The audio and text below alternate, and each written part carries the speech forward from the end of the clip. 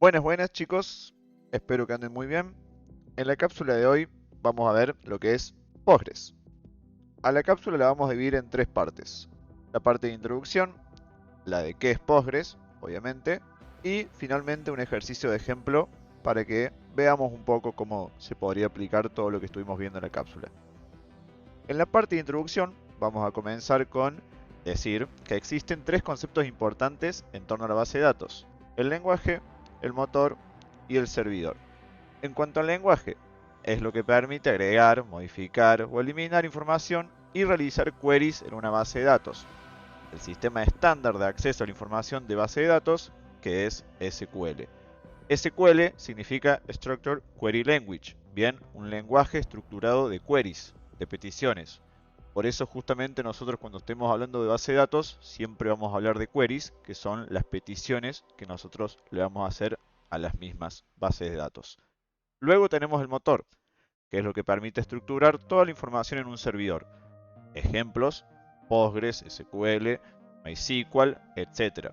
Todos estos relacionados a bases de datos relacionales, que son con las que nosotros vamos a estar trabajando. Después podemos tener bases de datos no relacionales y sus respectivos motores como MongoDB. En cuanto al servidor, es el equipo con procesador y RAM donde está instalado el motor de base de datos. En nuestro caso, Postgres. Bien, luego tenemos ¿qué es Postgres? Postgres, como dice esta frasecita acá que lo podemos encontrar, vamos a su sitio web, es la base de datos relacional open source, ¿sí? Recurso abierto que cualquier persona puede tener acceso, más avanzada del mundo. Postgres también es un RDBMS, Relational Database Management System, ¿sí? Un sistema de gestión de base de datos relacional o motor de base de datos relacionales orientado a objetos y, de nuevo, open source, que es lo que aclaramos recién, que es código abierto, código al que tiene acceso cualquier persona. Como muchas bases de datos, a la hora de hacer transacciones, cumple con el modelo ACID, que es algo que ya hemos visto en tasks anteriores, relacionadas con la notación, por ejemplo, transactional, y el modelo ACID, que se refiere a la atomicidad, a la consistencia, al aislamiento y a la durabilidad, ¿sí? Atomicity, consistency, isolation y durability. Desde sus orígenes, es el motor elegido y apoyado por empresas como Google, Netflix, Airbnb, entre otras, principalmente por el tipo de datos que usa, su rendimiento, seguridad y además por los servicios adicionales que ofrece, como las PL/SQL y el sistema de georreferencias PostGIS que tiene. Todos datos que por el momento no son tan relevantes, pero si quieren después los podemos profundizar en algún workshop o pueden investigar también ustedes. Finalmente, tenemos lo que es el ejercicio de ejemplo. Como bien les dije al principio de la cápsula, ahora vamos a ver un ejercicio de ejemplo básico para que ustedes puedan tener una idea de cómo podemos utilizar Postgres, qué podemos hacer con Postgres, referido a algo de la vida cotidiana, como por ejemplo un sistema de transporte masivo, más específicamente un sistema de transporte de trenes. Podemos empezar pensando en la cantidad de personas, la cantidad de trenes, todos los trayectos y las estaciones que tienen los mismos. Identificar las entidades independientes, así como nosotros por ejemplo tenemos client, las entidades dependientes, o por ejemplo account, y las relaciones entre ellos, que no es nada más ni nada menos que los tipos de relaciones con los que venimos trabajando, ya sea one to many o many to one, o many to many con las famosas tablas intermedias. Para ello, como siempre, que de buenas prácticas se trata, comencemos diseñando lo que sería la estructura de nuestra base de datos. Acá van a entrar en juego tanto las tablas como consecuentemente los famosos esquemas de entidad-relación. Bien, antes de arrancar con la parte práctica, lo que primero tenemos que ver es cómo instalar Postgres. Bien, para eso lo que vamos a hacer es dirigirnos a la plataforma de MindHub en la tarea de conectar nuestra aplicación con Postgres. Si bajamos un poquito, vamos a ver varios archivos PDF, uno con el plan de ataque, con el mail, información sobre Postgres, información sobre bases de datos relacionales y abajo de todo vamos a ver Postgres ejecutar instalador. al abrir este PDF, nos vamos a encontrar con un paso a paso de cómo instalar Postgres en la computadora. Pueden seguir tranquilamente el paso a paso, es bastante fácil, la mayoría es todo siguiente, dejar todas las opciones marcadas, como bien vemos acá. Seguimos, acá elegimos la ruta, donde van a estar todos los datos de la aplicación, si pueden dejarlo por defecto para evitar problemas mejor. Y este paso es muy importante. En un momento el instalador le va a pedir que ustedes pongan una contraseña. Puede ser la contraseña que ustedes quieran, lo importante es que se la acuerden. ¿Por qué? Porque esa contraseña va a ser la que van a utilizar ustedes para conectar con su servidor local de Postgres. Por eso es muy importante que ustedes se la acuerden, porque si no, después tendremos que seguir una serie de pasos un poco complejos para poder recuperar esa contraseña, ya que si ustedes se olvidan de esta contraseña, no van a poder ingresar a la interfaz de Postgres para trabajar con sus bases de datos y correspondiente con su servidor. Luego, aclarado eso, tenemos el puerto, también, si lo quieren dejar por defecto mejor, para evitar problemas a futuro. El puerto por defecto es 5432. Y después se les va a pedir una configuración. También dejamos la configuración regional por defecto. Siguiente, siguiente. Desactivamos esta opción una vez que se termine de instalar Postgres. No es necesario ejecutar el Stack Builder. Y ya tendríamos nuestro Postgres instalado. Ahora, antes de poder ejecutarlo, lo que tenemos que hacer es modificar las variables de entornos de nuestro sistema operativo. Para eso, como bien dice acá, vamos a ir a nuestra carpeta donde se instaló Postgres, vamos a buscar la carpeta bin y ahí vamos a copiar la ruta, incluido el bin. Vamos a hacerle un poquito de zoom para que se vea, aunque se ve medio pixeleado.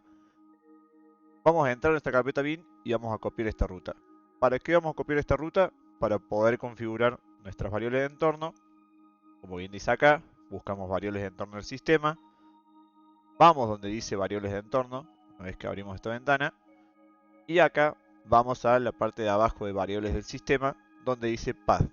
Justamente para que en variables del sistema, cualquier usuario pueda acceder a nuestros comandos de Postgres a través de la consola. Como bien dice acá, hacemos clic en path, hacemos clic en editar y se nos va a abrir esta ventana. Luego acá agregamos nuevo y pegamos la ruta, como ven acá, les debería quedar algo similar a esto, con el final del destino, con la carpetita bin de nuestro Postgres, para poder usar los comandos de Postgres, como bien dijimos anteriormente, en nuestra terminal de Windows. Le damos a aceptar y ya quedaría todo instalado y configurado para que podamos comenzar a trabajar con Postgres. Una notita acá, en caso de tener Mac, también cómo se abre la terminal y cómo se configuran nuestras variables de entorno en ese tipo de sistema operativo. Bien, una vez hecho todo el proceso de instalación de Postgres, vamos ahora a ir de nuevo a la plataforma.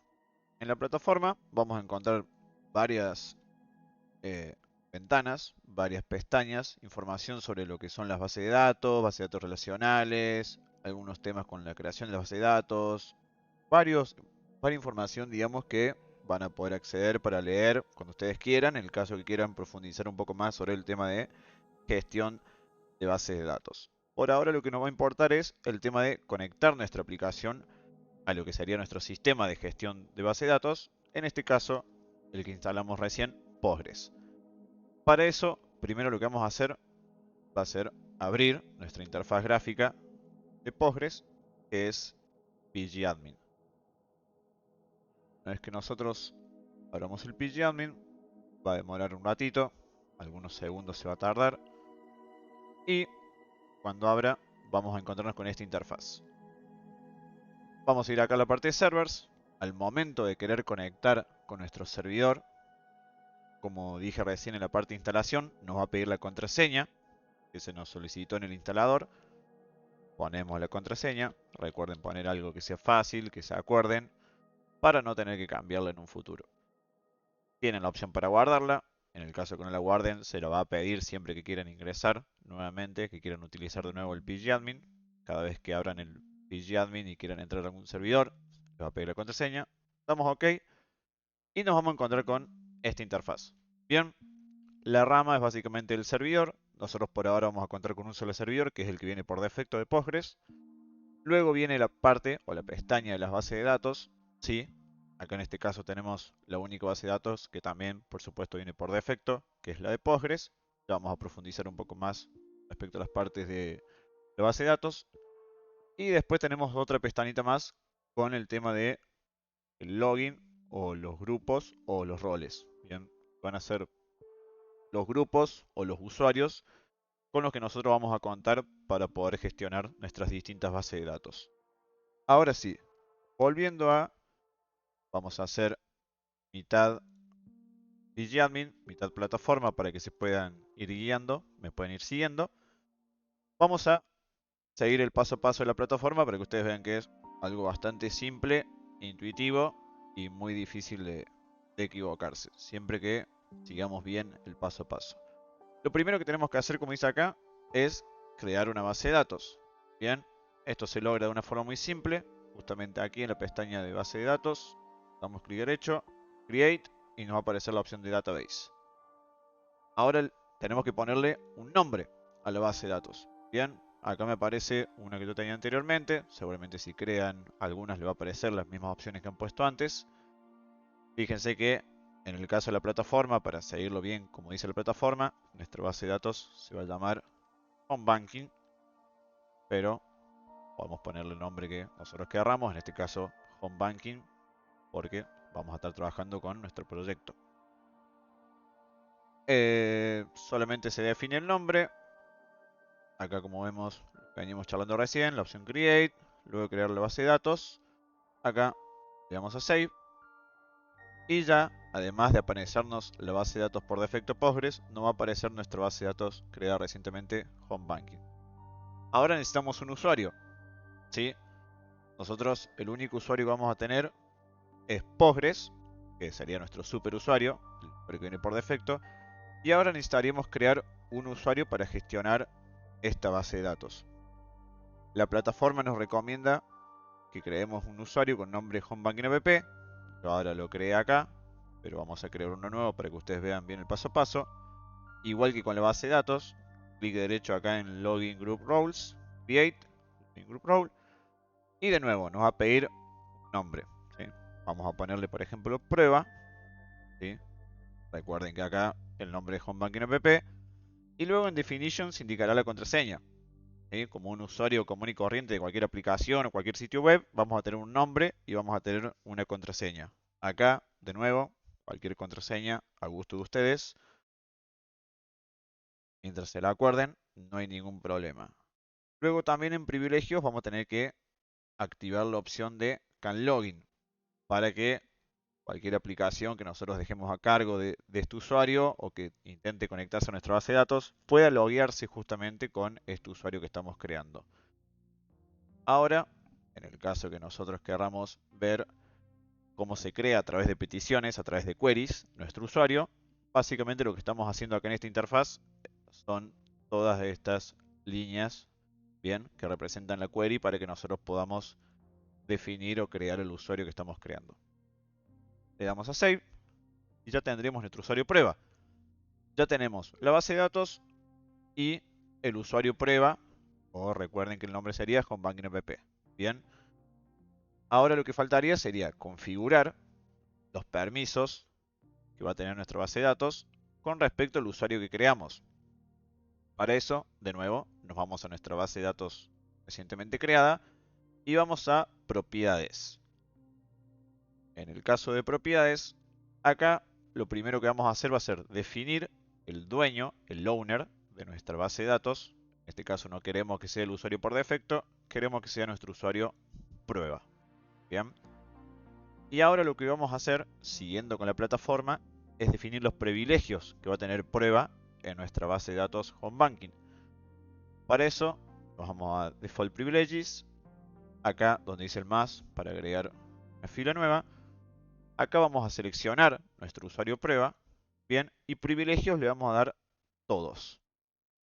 ¿Qué queremos decir con esto? Que nuestro usuario va a poder absolutamente, o sea, nuestro usuario creado va a poder hacer absolutamente todo en nuestra base de datos, ¿sí? Insertar datos, seleccionar datos, actualizar, borrar entre muchas otras más opciones que nosotros le habilitamos directamente al seleccionar todas.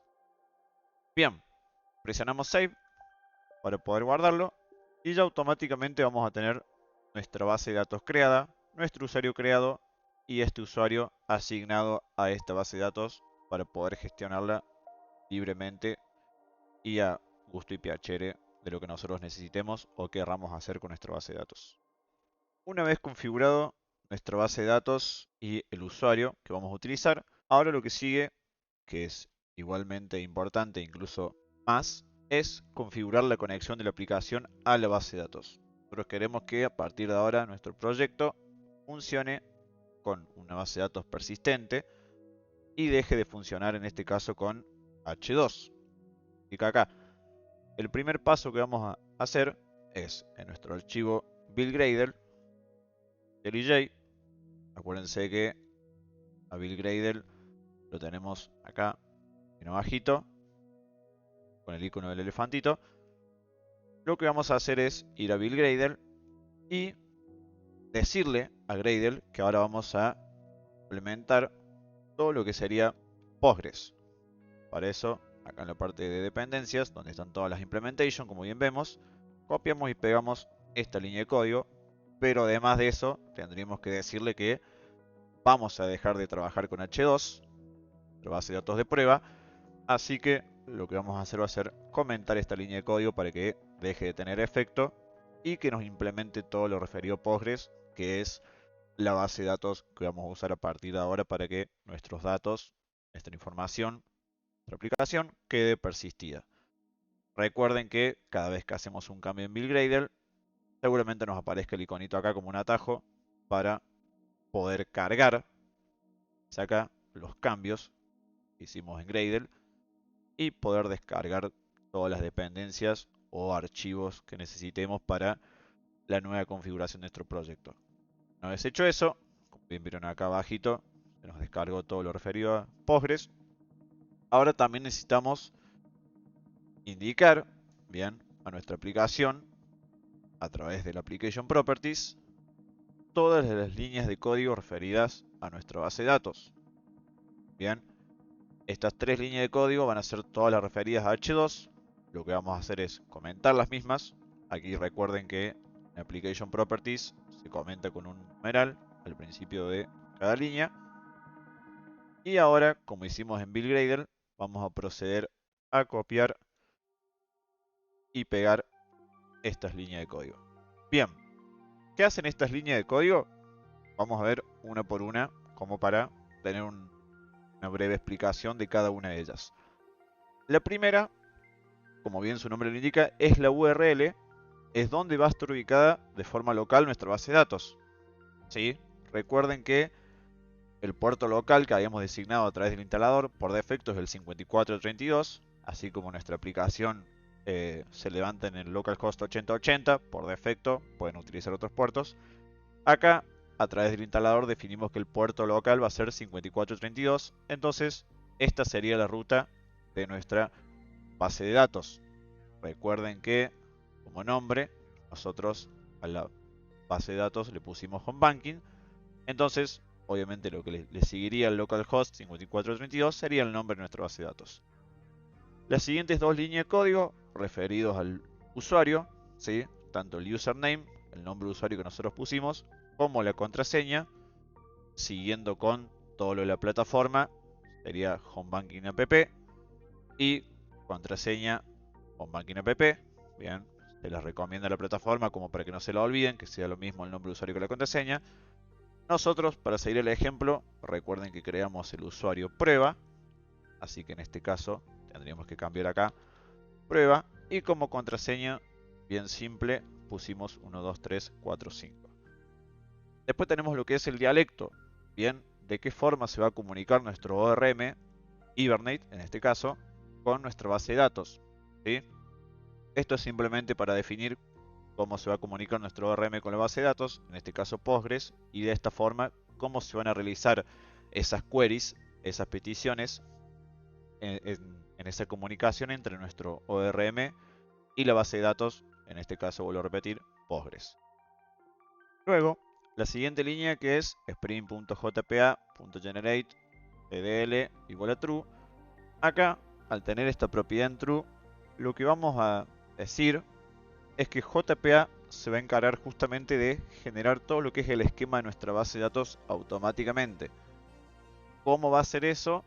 Justamente a través de las anotaciones que nosotros usamos, por ejemplo el @entity, que recuerden que nos sirve para asociar una tabla de nuestra base de datos a nuestra clase, en este caso nuestra clase jugador, y otras anotaciones como puede ser el @column, el @joinColumn, el @table, etcétera, que también las pueden ir investigando para tener un poquito más de información acerca de estas anotaciones. Entonces, lo que haríamos con esto es, al estar en true, se va a generar todo el esquema de nuestra base de datos, todas las tablas de nuestras entidades o clases, todas las columnas que nosotros definamos con sus respectivas configuraciones, si es una columna que nosotros le cambiemos el nombre, si es una columna que permite o no permite variables null, etcétera, etcétera, etcétera. Todo esto se va a hacer automáticamente gracias a que esta propiedad esté en true. Finalmente tenemos Spring JPA Hibernate DDL Auto igual a none, ¿sí? Esto se podría decir que es algo similar a la línea de arriba, nada más que se va a centrar en qué va a pasar cada vez que nosotros iniciemos la aplicación. Bien, qué va a pasar cada vez que nosotros le demos run a nuestro proyecto. En el caso que esté por defecto, así como ahora, como en none, como bien la palabra lo indica, no va a pasar nada, ¿sí? Spring JPA no va a realizar ningún cambio en nuestra base de datos, Hibernate tampoco, se va a quedar todo tal y como está. Bien, ¿qué pasaría si nosotros lo dejáramos en none? Cuando nosotros iniciemos la aplicación, una vez se nos van a cargar todos los datos que tengamos hardcodeados en nuestra clase main, se van a cargar, van a quedar persistidos en las tablas, en nuestra base de datos, y en el caso que nosotros, porque X o por Y, volvamos a correr la aplicación, si nosotros no comentamos todo lo que tenemos hardcodeado acá, esos datos se van a duplicar. Bien, se van a volver a crear, se van a volver a cargar en las tablas correspondientes a las entidades en nuestra base de datos y esos datos van a quedar duplicados. Ya que acá, como bien decimos recién, le dijimos básicamente que no hiciera nada con respecto a eso. Hay otros atributos también, además del none, como es el create, update y validate. Todo depende de cómo queramos nosotros que se comporte Hibernate con respecto a nuestra base de datos y a los registros que manejemos, sobre todo las tablas, en la misma. Por ejemplo, como veníamos diciendo recién, si nosotros seguimos trabajando con el none y como solución posible, que sería comentar todos los datos que tenemos acá instanciados, una vez que corremos por primera vez la aplicación con Postgres, esos datos, como bien decía recién, al momento de correr por primera vez la aplicación, ya van a quedar persistidos en la base de datos. Ya van a estar creadas las tablas, las filas con cada objeto que tengamos en esas tablas y todos los datos de acuerdo a las propiedades de los mismos. Si nosotros por esas casualidades volvimos a correr la aplicación y no comentamos estos objetos instanciados, que esa sería la solución en el caso de seguir trabajando con none, vamos a tener duplicado, por ejemplo, 2 o 3 veces, las veces que hayamos vuelto a correr la aplicación, a cliente Melba, como por decir. En ese caso podríamos usar el valor de esta propiedad create, que lo que haría create, como su nombre lo indica, sería crear nuevamente todo el esquema de nuestra base de datos desde cero cada vez que nosotros iniciemos la aplicación. ¿Qué quiere decir esto? Que nos volvería a crear las tablas, nos volvería a crear las filas de esas tablas, o sea, toda la información que nosotros tengamos en nuestra base de datos, todas las tablas, todas las filas, las columnas, se volverían a crear de cero cada vez que nosotros iniciemos la aplicación. Eso nos solucionaría el problema de tener nuestros datos duplicados, pero sería peligroso a la hora de nosotros tener persistidos datos por otro lado que no sea lo hardcodeado acá en nuestra clase main. Por eso lo haríamos una sola vez, como para solucionar las melvas, por ejemplo, que se nos hayan duplicado. Pero después, una vez hecho el create y una vez acomodada toda nuestra base de datos de nuevo, sin datos duplicados, tendríamos que volver al none para seguir trabajando de esta forma, que Hibernate no haga nada con respecto a nuestra base de datos una vez que se genere la aplicación. Y recuerden muy bien también el hecho de comentar todos los objetos hardcodeados, ya que ya van a estar persistidos en la base de datos de la primera vez que hicimos la aplicación. Y como no necesitamos más, los comentamos para simplemente cada vez que se inicie de nuevo nuestro proyecto, no tengamos que volver a sufrir con nuestros clientes, por ejemplo, duplicados. Una vez finalizado con las configuraciones, tanto en nuestro motor de gestión de base de datos como la conexión del mismo con nuestra aplicación, como vimos anteriormente, vamos a pasar al ejemplo práctico. Aquí nuestra aplicación ya está corriendo, ustedes siguieron todos los pasos correctamente, la aplicación debería correr sin problemas, sin errores algunos, y ya tendríamos nuestra base de datos funcionando en nuestra aplicación. Esto lo podemos corroborar de la siguiente manera. Como vemos acá, tenemos el Intel de un lado, el pgadmin del otro, y vamos a la base de datos con banking. Una vez que nosotros tenemos corriendo la aplicación, quiere decir que nuestros datos están persistidos. Vamos a la parte de esquemas y nos vamos a ver aquí que tenemos tantas tablas generadas como entidades con el @entity lógicamente tengamos en nuestra aplicación. En este caso, para que el ejemplo sea más fructífero para ustedes, para seguir un poco familiarizados con todo el tema del home banking, vamos a trabajar con las entidades client y account. Por consiguiente, tendremos dos tablas, una correspondiente a client y otra correspondiente a account. Para ver las tablas, podemos hacerlo de dos formas. Paso a paso, por así decirlo, a través de la interfaz. Va a hacer clic derecho en la tabla que queramos ver, View, Edit Data, All Rows, todas las filas. Y si hacemos clic, nos va a traer la tabla con los clientes que tengamos de momento. Cliente Melba, un cliente Andrés Gómez y otro cliente Jorge Lazarte, como para que sirva de ejemplo. Bien, fíjense que también, además de hacer la parte por la interfaz gráfica, también nos sale la query. Bien, ya, nos sale la query que se ejecuta por detrás cuando nosotros estamos haciendo esos clics para ver la tabla.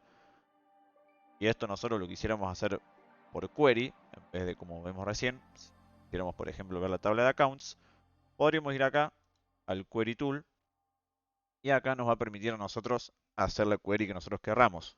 En este caso, siempre que nosotros querramos traer un dato, va a ser select. Por cuestiones de buenas prácticas, todas las palabras reservadas las query van con mayúscula, pero hay motores de gestión de base de datos como Postgres, que permite también trabajar con minúscula. La query va a funcionar lo mismo, ponga el select o no en mayúscula o en minúscula. Simplemente es una cuestión de buena práctica. Ahora que pongo el select, yo estaría queriendo seleccionar datos de una tabla. Entonces, esa tabla está compuesta por columnas.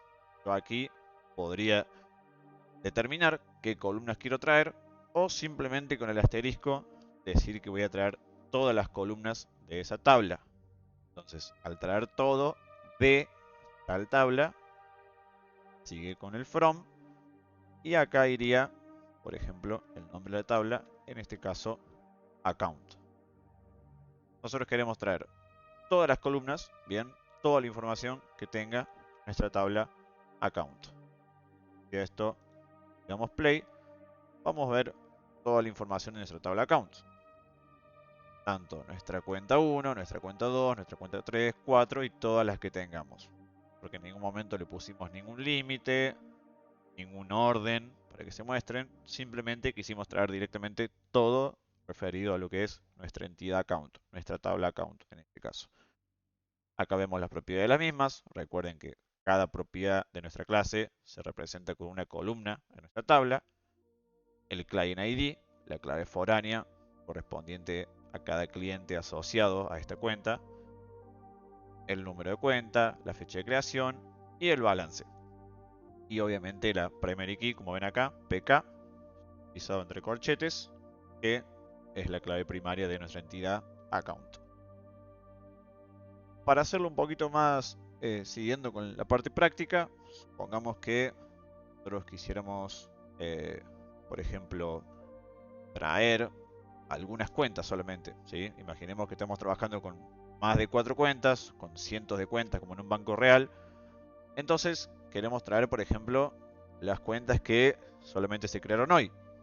Vemos acá en la parte de Creation Date, tenemos cuentas que se crearon hoy y hipotéticas cuentas que se crearon ayer.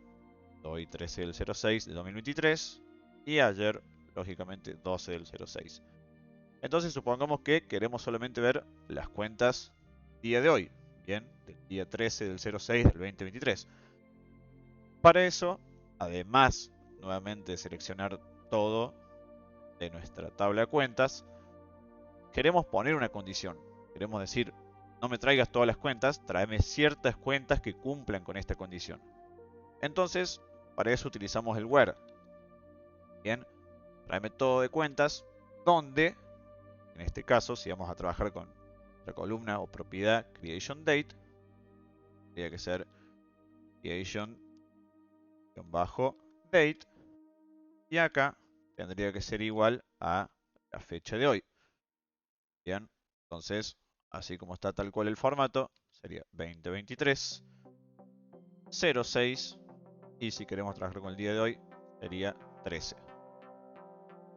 El punto y coma también, por cuestiones de buenas prácticas, simboliza la finalización de la query. Esa es la query que queremos. Y si le damos play, nos va a traer solamente las dos cuentas correspondientes a la fecha de creación del día de hoy. Así también podemos hacer en cuanto a balance. Bien, si nosotros volvemos a borrar el where y traemos directamente todo, fíjense que tenemos cuentas con balance de 5.000, 7.500, 500.000 y 75.000. Pongamos que nosotros queremos ver solamente las cuentas cuyo balance sea de menos de 100.000. Bien, entonces de nuevo, acuérdense, para poner la condición sería where. En este caso nos vamos a concentrar en la propiedad balance, en la columna balance, y que sea menor, por ejemplo, a 100.000. Y coma, recuerden que puede ser necesario como no, siempre por cuestiones de buenas prácticas. Y si le damos play, vamos a ver que solamente nos trajo las 3 cuentas que cumplen esta condición. Bien, cualquier cuenta cuyo balance cumpla con esta condición, ¿bien? Como si fuera un if, esto devuelve un true, me va a traer esa cuenta. En este caso vemos 3 cuentas, la de balance de 5.000, la de 7.500 y la de 75.000, las 3 cumpliendo con la condición que tu balance sea menor a 100.000. Así podemos seguir. Hay varias formas de hacer las queries, varias condiciones. Es bastante similar a lo que nosotros venimos trabajando en cuanto a código, trabajando con mayores igual, menor, mayor, operadores lógicos, comparar strings. Bien, si un string, por ejemplo, no sé, si la propiedad nombre de mi cliente contiene tal letra o tal palabra, podemos seguir experimentando con muchísimas queries más. Estaría bueno que ustedes también profundicen un poco en cuanto a esto. Y seguramente ya vamos a ver un poco más en profundidad el tema queries. Sobre todo, por ejemplo, el unir dos tablas. Bien, para que yo pueda ver tanto los clientes como las cuentas referidas a ese cliente en la misma tabla. Todo eso lo vamos a ver en el workshop. Así que espero que esta cápsula les haya servido, hayan podido entender, aprender un poquito más del manejo de bases de datos en cuanto a sistemas de gestión, como lo es Postgres, que vamos a utilizar de momento. No se olviden de suscribirse, activar la campanita, dejar su like y nos vemos en la siguiente cápsula.